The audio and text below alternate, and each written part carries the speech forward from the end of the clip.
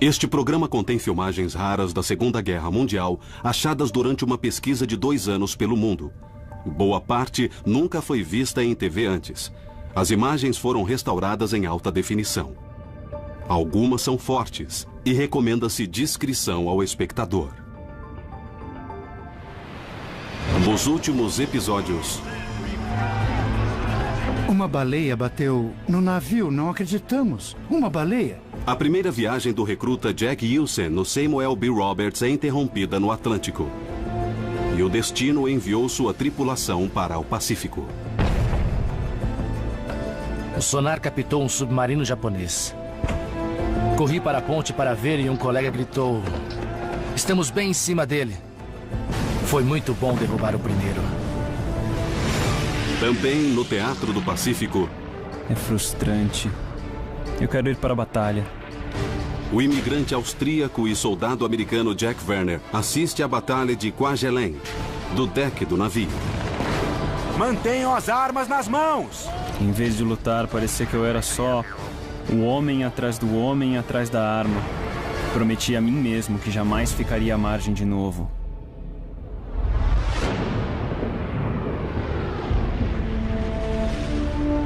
Mantemos uma fé comum.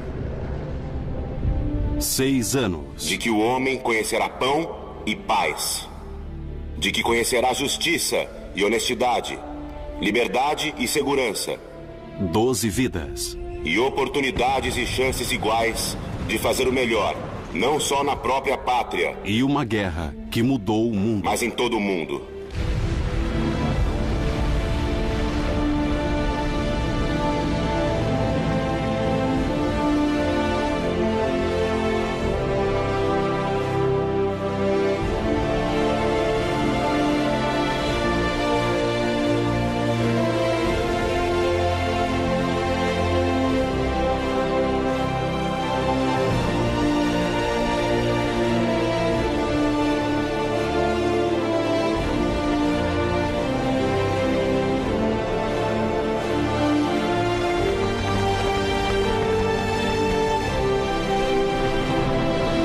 Segunda Guerra Mundial. Filmes perdidos. Bataan, Filipinas, 1944. Durante 3 anos, quase 65 mil prisioneiros de guerra americanos e filipinos ficaram à mercê dos japoneses. Passaram fome e foram torturados. E mal conseguiram sobreviver. Filipinas, primavera de 1942. O tormento começou na primavera de 1942. Lideradas pelo general Douglas MacArthur, as tropas filipinas e americanas tentavam defender as ilhas de uma esmagadora força de invasão japonesa. Mas, como a derrota era inevitável, o presidente Franklin Roosevelt ordenou que MacArthur recuasse, abandonando os homens restantes. O que aconteceu a seguir foi uma atrocidade só divulgada meses depois, após a fuga ousada de 2 oficiais americanos. Na Marcha da Morte de Bataan, os japoneses obrigaram os 75 mil prisioneiros a andar 105 quilômetros até o campo de internamento O'Donnell. No caminho, foram submetidos a atos de brutalidade e violência. As chances estão contra nós. Cerca de 10 mil soldados morreram durante a marcha. Agora, no outono de 1944, o general MacArthur e as Forças Armadas Americanas estão prontos para voltar às Filipinas, para libertar as ilhas e resgatar os sobreviventes da Marcha de Bataan. Nossos oficiais comunicaram que iríamos atacar as Filipinas. Iríamos ajudar a libertar as ilhas e os prisioneiros. Pacífico Sul, outubro de 1944. O marinheiro Jack Wilson, de 18 anos, a bordo do navio USS Samuel B. Roberts, integra a 7ª Frota Americana, parte de uma armada de mais de 600 navios que avançam para as Filipinas. Éramos 250 mil homens. O comboio tinha 30 quilômetros de largura, 56 quilômetros de comprimento, todos os tipos de navios possíveis, alguns realmente inimagináveis. Yusen e seu navio participarão do primeiro desafio da campanha nas Filipinas, a tomada da ilha de Leyte. Localizada no extremo leste do arquipélago filipino, Leyte pode fornecer aos americanos uma importante área de suporte para a eventual invasão de Luzon e a libertação de Manila, capital das Filipinas. Nossa missão era impedir que os japoneses passassem e atacassem nossas forças. Se não fizéssemos nosso trabalho, homens morreriam. Enquanto o navio de Yusen conquistava posições defensivas na ilha de Samar, 150 quilômetros a sudoeste, o 6º Exército se aproximava do litoral de Leyte. Quando chegamos perto, eu me senti mais tenso. Só de pensar que seremos os primeiros a chegar à praia. Leyte, 20 de outubro de 1944. O sargento Jack Werner segue em direção às praias de Leyte. Ele já participou de combates em Atu e depois em Kwajalein. Mas essa é sua primeira operação anfíbia numa praia sob fogo.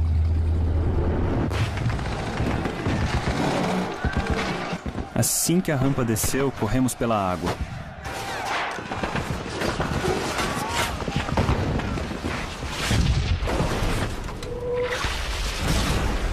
Um morteiro caiu atrás de mim. Meu comandante morreu e outros ficaram feridos.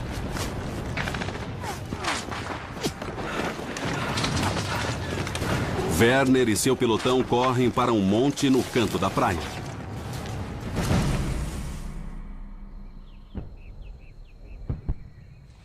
O mato era tão denso que não víamos nada.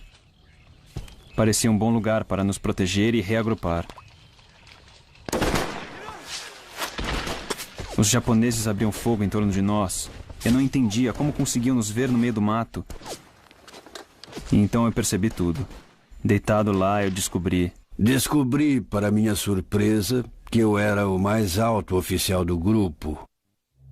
Como primeiro sargento, eu vinha logo atrás do comandante, que tinha morrido. Nós estávamos realmente espremidos ali. E eu não conseguia descobrir de onde vinha o fogo. Mas eu precisava descobrir e nos tirar daquela situação. Um dos batedores, um rapaz de Kentucky, rastejou até mim e apontou para os coqueiros. Eu não acreditei. Atiradores japoneses haviam subido nas árvores para terem uma visão perfeita de onde estávamos. Fiz sinal para que todos abrissem fogo para proteger o rapaz de Kentucky enquanto se posicionava.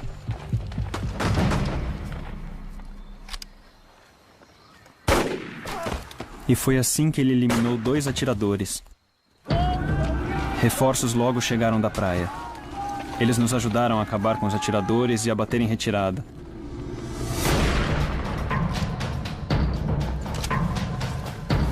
Ocupei o comando por apenas 1 hora. Mas acho que me saí razoavelmente bem. Pelo menos ninguém foi morto. Tuskegee, Alabama, maio de 1943. Eu estava no avião, ocupado, olhando, pensando. Tantas instruções. É muita informação. E quando dominamos, fazemos coisas que nem pássaros fazem. Há 1 ano, Shelby Westbrook, natural do Arkansas, trabalhava como soldador em Toledo, Ohio. Agora está no Alabama, treinando para ser piloto do primeiro grupo de caças da Força Aérea formado só por negros. Os chamados aviadores de Tuskegee treinam numa área segregada, comandados por oficiais brancos e porto-riquenhos.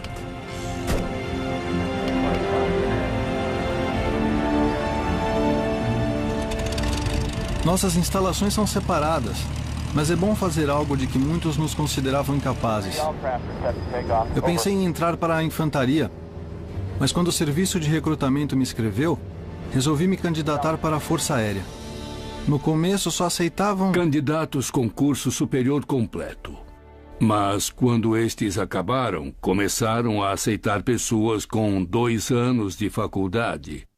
E quando estes acabaram, inventaram um teste escrito. E quem passasse nesse teste podia entrar para o programa. E foi assim que eu entrei, porque não tinha faculdade. E agora sou o piloto do grupo de caças 332. Westbrook e os aviadores de Tuskegee foram filmados a cores em imagens como estas. Produzido pelas Forças Armadas, o filme visava promover a inclusão de afro-americanos nas forças aéreas. Após o treinamento, a ação de combate do grupo de caças foi filmada em preto e branco. Ramitelli, Itália, 13 de setembro de 1944. O comandante pegou um mapa imenso de todo o teatro europeu. Ele disse: "Cavalheiros, hoje vamos atacar as refinarias de petróleo."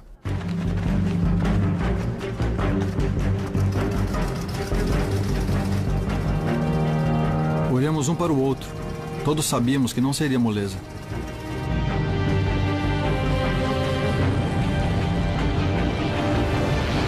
Westbrook e o grupo de caças 332 escoltavam bombardeiros como parte de uma estratégia aliada para bombardear refinarias nazistas. O alvo era um imenso complexo alemão em Black Hammer, Polônia. Lá, os alemães usavam depósitos naturais de carvão para produzir petróleo sintético que empregavam para abastecer quase todos os seus aviões. Black Hammer era um dos alvos mais protegidos do Terceiro Reich. Black Hammer, Polônia, setembro de 1944.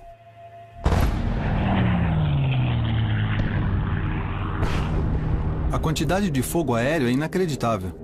É muito fogo antiaéreo e cortinas de fumaça. É difícil enxergar. Algumas nuvens de fumaça são tão densas que parecem uma tempestade de fogo parada no céu. Nossos bombardeiros desaparecem dentro delas. Quando os B-17 terminaram de bombardear e começaram a voltar, os caças alemães se aproximaram.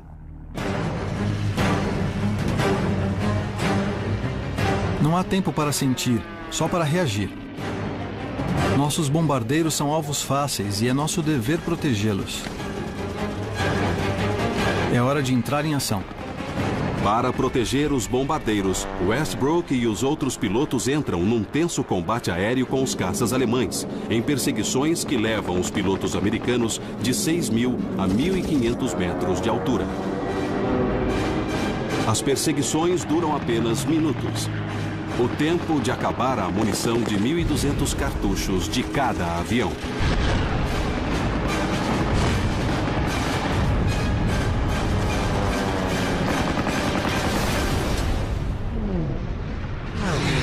Após 8 horas voando, Westbrook e o resto do esquadrão finalmente voltam a um espaço aéreo amistoso.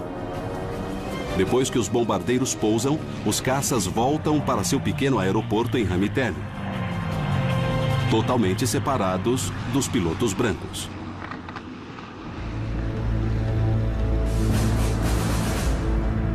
Quando eu voo, eu só penso no que estou fazendo, na responsabilidade. Mas quando eu volto, percebo a realidade do perigo. Isso é muito sério.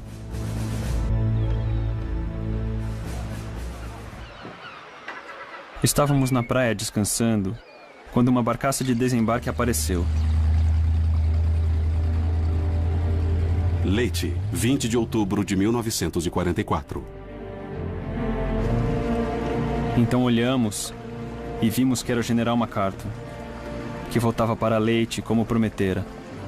Após combater um grupo de atiradores japoneses na ilha, o sargento Jack Werner voltou à praia a tempo de ver o general MacArthur desembarcar com as forças de libertação. Ele estava de óculos escuros e calças bem passadas, e alguns soldados começaram a rir.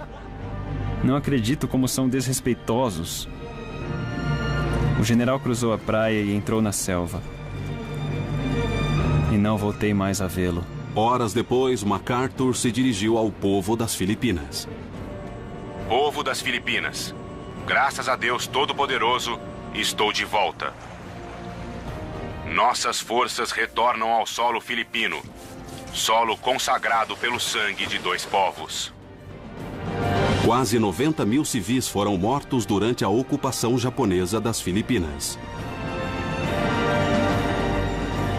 Viemos dedicados e comprometidos com a tarefa de destruir qualquer vestígio de controle inimigo sobre o povo. A hora da redenção chegou.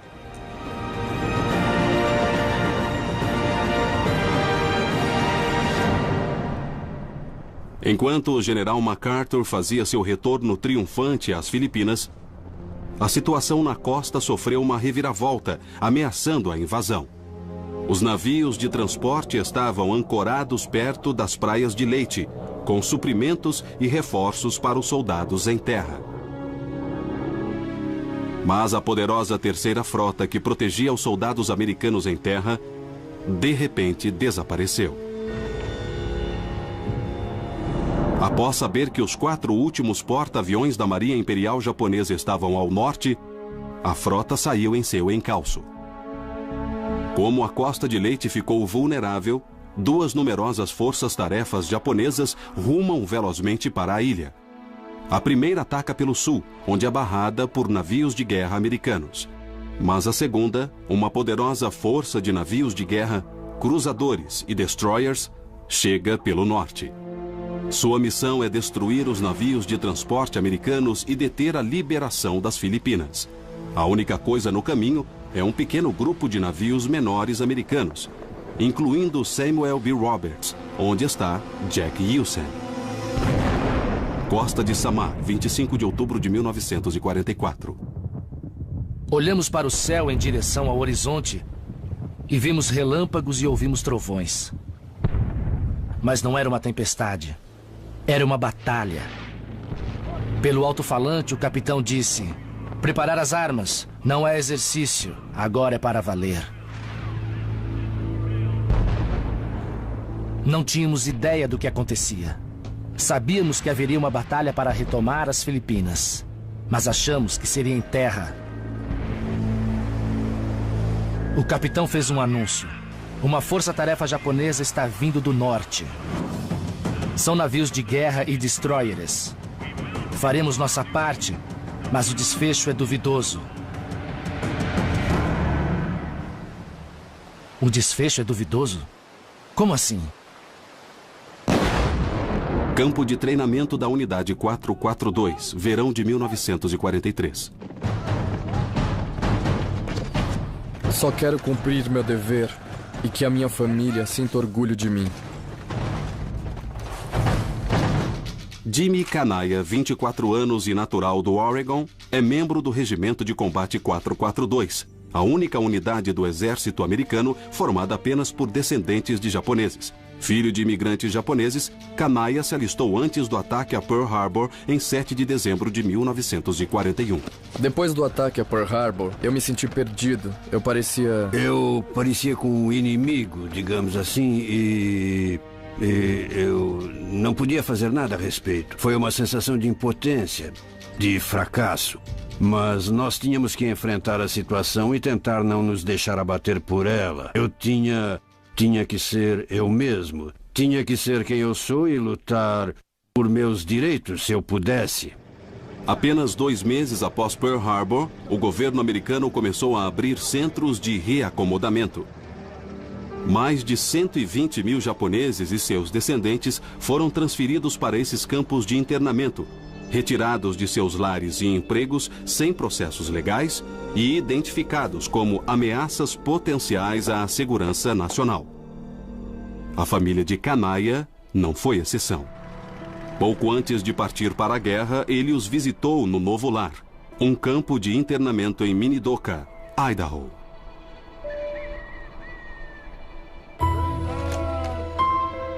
Eu me sinto desconfortável num campo de prisioneiros.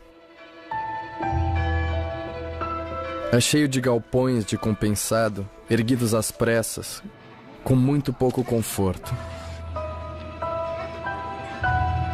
Ver isso me dá mais uma razão para provar ao nosso país que somos tão leais quanto os outros cidadãos. Me dá mais motivo para querer lutar. Enquanto algumas divisões que lutavam na Europa eram filmadas a cores, a ação da Unidade de Combate 442 de Canaia era registrada em preto e branco. Bruyères, França, outubro de 1944.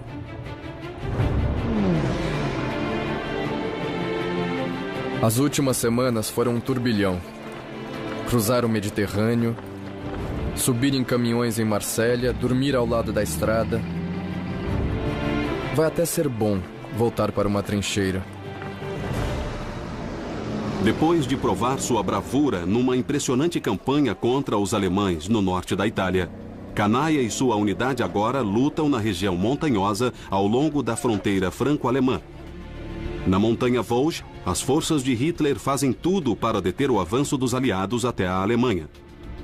Devido às íngremes colinas e florestas densas, os tanques, a artilharia e aviões americanos são praticamente inúteis na região.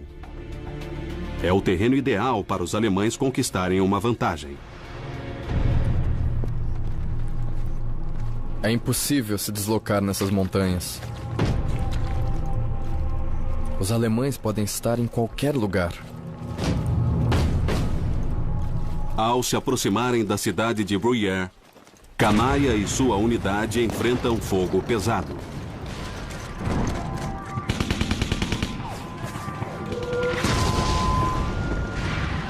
Após 3 dias de combate feroz, eles conseguem tomar a cidade. Mas não tem tempo a perder. O coronel disse que um batalhão está preso do outro lado da montanha. Muitos feridos precisam ser evacuados. Então eu e 3 outros soldados partimos. A trilha é traiçoeira e cheia de árvores. Estou um pouco nervoso. É fácil para os alemães se esconderem nesse terreno. Após avançar penosamente pelas trilhas na montanha, Canaia e os 3 outros soldados chegam a Bifontaine, onde encontram mais de 12 de homens feridos. 7 em macas. É impossível transportar todos esses homens sozinhos.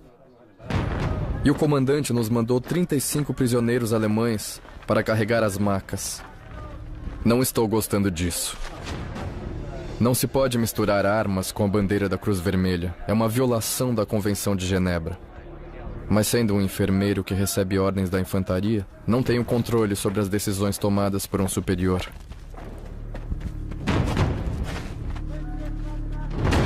Quando partimos, eu disse aos outros, fiquem bem para trás. Porque se os alemães nos parassem, poderia haver tiroteio.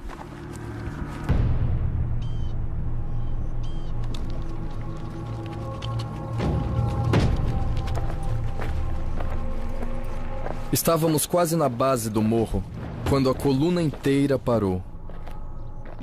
Apostos para contra-ataque. Era uma patrulha alemã, com mais de 20 homens.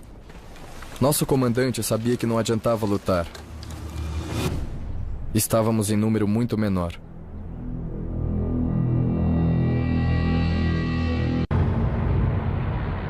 Não há tempo para emoções.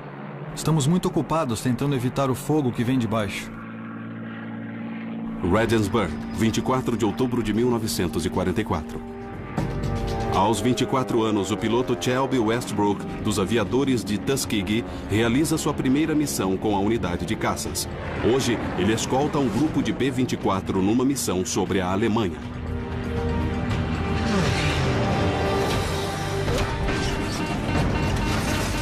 Fui atingido no sistema de refrigeração do avião. O líder do esquadrão me diz para voltar para a base. Os pilotos perto de mim começam a me escoltar de volta, mas começo a perder altitude. Estou despencando entre as nuvens. Vejo montanhas na minha frente. Estou no lado leste dos Alpes, sobre a Iugoslávia ocupada.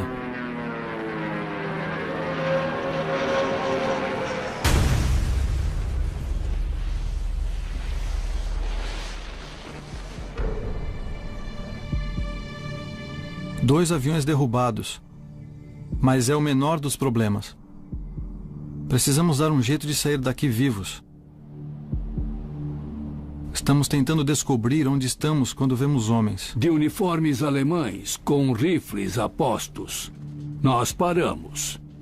Nós dois estávamos com rifles 45 automáticos, mas eles já apontavam os deles para nós. Então, de repente, os dois soldados pegaram as armas e colocaram nos ombros. Vimos que tinham uma estrela vermelha no boné. Eram partidários de Tito. Westbrook e o outro piloto foram salvos por um grupo de resistência iugoslavo, os partidários de Tito. Para expulsar os alemães de seu país, o líder do Partido Comunista, Josip Broz Tito, fez um acordo com os aliados. Em troca de armas e munição, ele e seus 200.000 homens prometeram proteger e ajudar pilotos aliados abatidos a voltar através do território ocupado. Dormimos de dia e andamos de noite quando não há lua. É um novo tipo de perigo. Costa de Samar, 25 de outubro de 1944. Ouvimos um trovoar distante. Sabemos que estamos em desvantagem. Jack Hewson está no navio Samuel B. Robert, na costa de Samar, no norte da Ilha de Leyte. Sua missão original era procurar submarinos e resgatar pilotos abatidos. Mas agora, uma poderosa força-tarefa japonesa se aproxima rapidamente. As chances estão contra nós, mas é para isso que estamos aqui. E vamos cumprir nosso dever.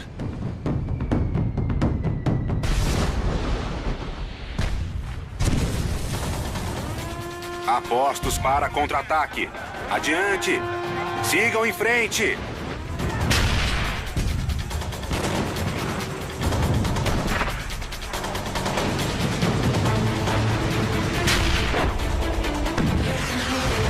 Tentando evitar a destruição quase certa, os navios de escolta da pequena força-tarefa obedecem à ordem de recuar.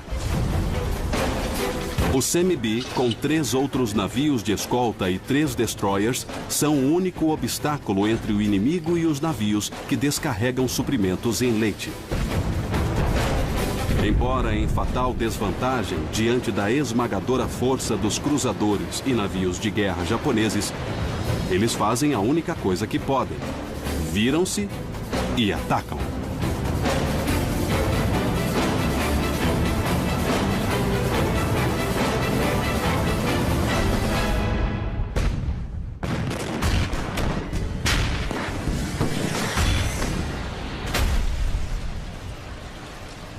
Algo atingiu a polpa. Então alguém gritou que nossos homens foram massacrados. Naquele momento, senti um nó na garganta, porque 2 dos meus melhores amigos estavam lá. Era a estação de batalha deles. John Peony e Leonardo Goldstein. E eu pensei, os dois morreram. Os dois morreram.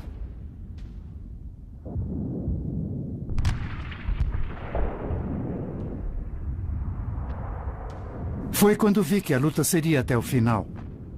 Nós continuaríamos até conseguir vencê-los ou até que eles nos vencessem. Foi assim que nós lutamos durante a hora seguinte.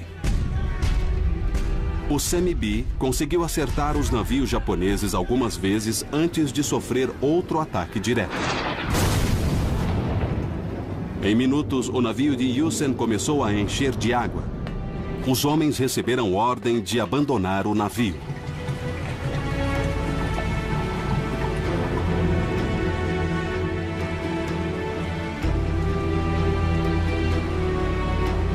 Cheguei ao bote e olhei para o navio. E lá foi ele. afundou rapidamente. Nós chorávamos como bebês.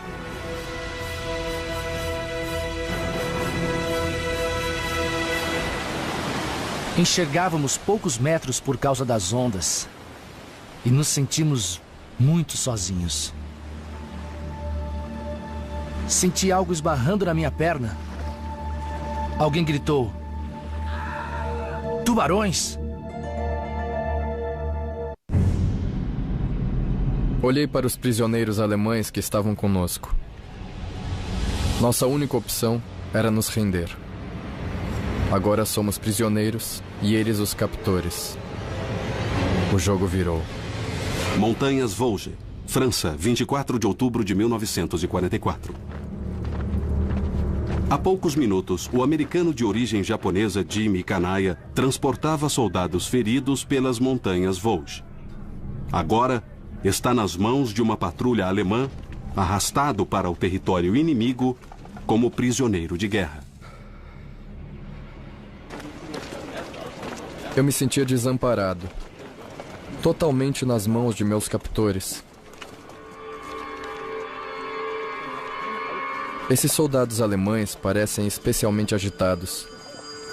Um roubou meu relógio enquanto o outro revistou meus bolsos. Pensei em escapar. Mas o que vai acontecer com os outros enfermeiros e os feridos se eu fugir?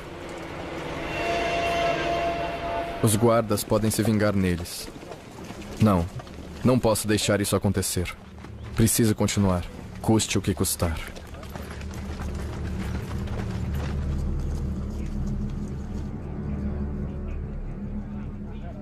Não sei quanto tempo resistirei.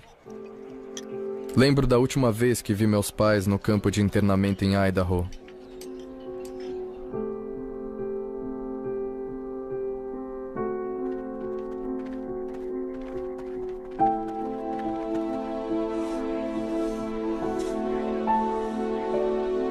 É irônico que eu esteja aqui. Esteja aqui lutando por nosso país em território inimigo e atrás de arames farpados. E meus pais e irmãos estão num país amigo por trás de arames farpados. Como entender isso? Em dezembro, Kanaya chegou a um campo de prisioneiros perto de Varsóvia, na Polônia, onde permaneceu até janeiro de 1945, quando a chegada do exército russo obrigou os alemães a se retirar com os prisioneiros.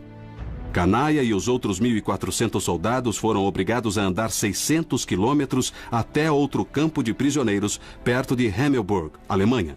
Minha mãe rezava sem parar para que eu ainda estivesse vivo, e quando descobriram que eu estava vivo, continuaram rezando, porque quando você é prisioneiro, seu futuro ainda é incerto. Kanaya continuou prisioneiro dos alemães até abril de 1945, 2 anos depois dos pais serem liberados do campo de internamento em Idaho. Quando finalmente foi libertado, Kanaya estava perto da inanição. Mas ao contrário de muitos companheiros, ele sobreviveu. Por seus serviços durante a guerra, Kanaya recebeu uma estrela de prata, uma estrela de bronze e um coração púrpura.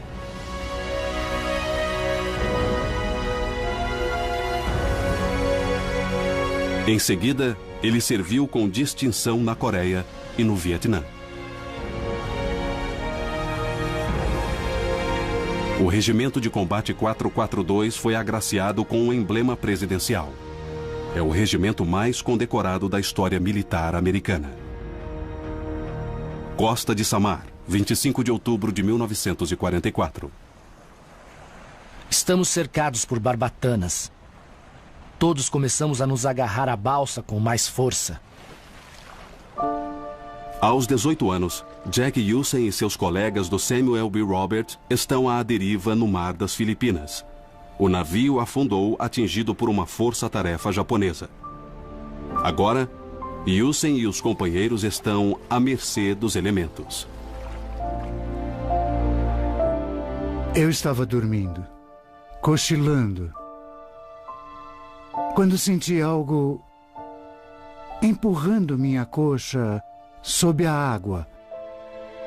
Olhei para baixo e vi um tubarão-tigre pressionando minha perna. Eu disse, oh meu Deus, era enorme. Eu disse, Deus, leve-o para longe. Leve-o para longe de mim, por favor. Eu vou voltar para casa, vou ser bonzinho, não vou mais brigar com meu irmão. Vou procurar uma boa moça, casar, ter muitos filhos. Por favor, tire-o daqui. E quando olhei, tinha sumido. Alguns segundos depois, bem perto de mim, um tubarão arrancou a perna direita de um colega. E tivemos que soltá-lo na água. Nós o empurramos, porque não tínhamos nada para ele, nem morfina, nem curativos, nada. Nós empurramos nosso colega e os tubarões foram e o atacaram mais uma vez. Meus colegas desistiam ao redor de mim. Não havia comida, água, esperança. Dormir de dia e andar à noite é desgastante. Precisamos ter cuidado. Os alemães podem estar em qualquer lugar.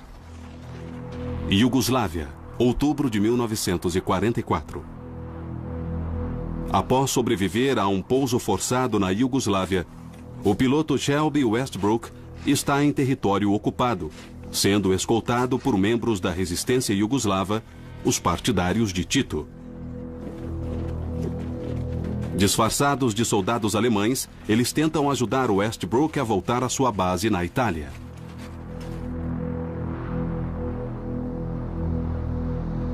Você não sabe o que vai acontecer no minuto seguinte. Está sempre alerta. De repente ouvi uma voz dizendo uma palavra. Acho que era estou. No meio da escuridão ouvi a palavra estou e todos pararam. Quando os partidários pararam, nós também paramos. Ficamos imóveis, sem fazer barulho, ouvindo o silêncio contínuo no meio da escuridão. E, de repente, ouvimos algumas vozes conversando bem baixinho. E, alguns minutos depois, continuamos a andar. É estranho se sentir tão impotente. Mas tudo que posso fazer é confiar neles e me preparar para o que vem pela frente. Durante 4 semanas, Shelby ficou escondido atrás das linhas inimigas. Com a ajuda dos partidários, acabou chegando ao porto de Zara, na costa da Iugoslávia. Lá encontrou soldados britânicos que o levaram de volta a seu esquadrão na Itália. Westbrook realizou mais 29 missões antes de voltar aos Estados Unidos. Quando voltei para a base, comecei a provocar meus colegas dizendo: até mais, pessoal, estou indo para casa. Westbrook foi condecorado com uma medalha de aviação por seus serviços durante a guerra.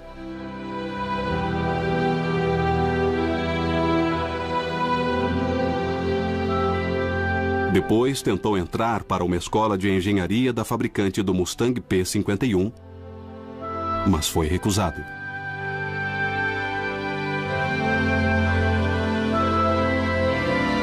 Soube mais tarde que o diretor da companhia não aceitava alunos negros.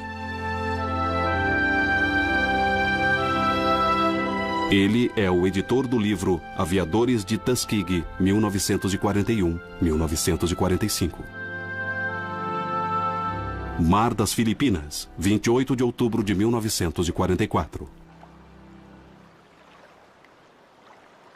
Jack Hewson e os outros sobreviventes do Samuel B. Roberts estão à deriva no Mar das Filipinas.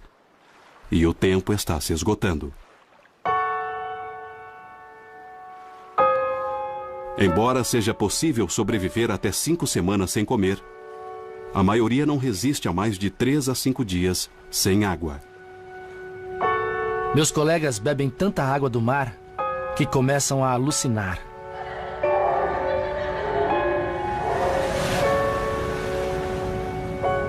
Olá. Olá, querido.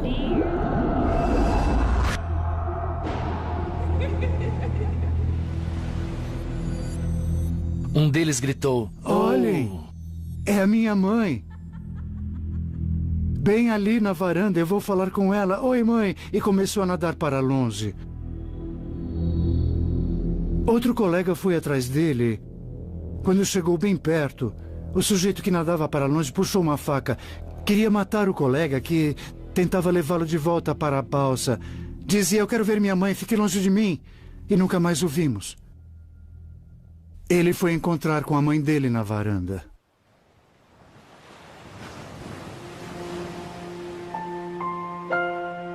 Não sei quanto tempo ainda resistiremos.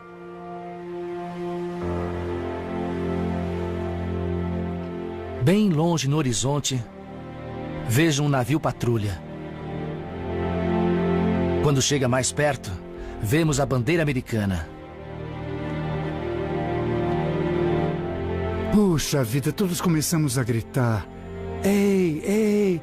O pessoal acordou, o navio se aproximou. Enquanto gritávamos, e o capitão desse navio foi até a ponte com um megafone. Quem são vocês? E nós todos gritamos: Samuel B. Roberts, DE 413. Ele deu outra volta. Então começamos a ficar muito bravos e a xingar de todos os nomes que você pode imaginar. Ele pegou o megafone de novo e disse: quem venceu o campeonato mundial? E todos gritamos: St. Louis Cardinals. Então nós ouvimos os sinos: ring, ring, parem, parem. Eles lançaram cordas para nós.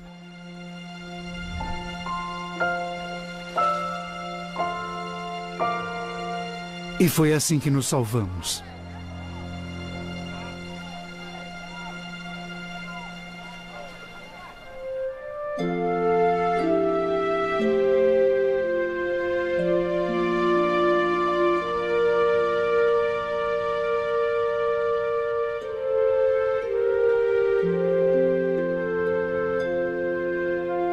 Yusen foi condecorado com a Medalha da Marinha por sua ação durante a Batalha de Samar.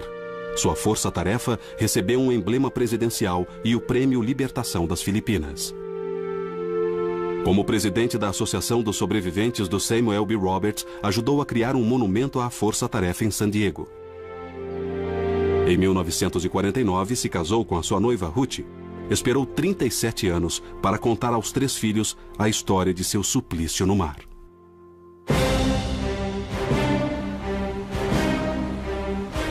A força-tarefa de Yusen perdeu 4 navios e 850 homens, incluindo 90 marinheiros do Samuel B. Roberts. Mas sua coragem não foi em vão. Confundindo o pequeno grupo de navios com uma força muito maior, a frota japonesa deu meia volta e bateu em retirada.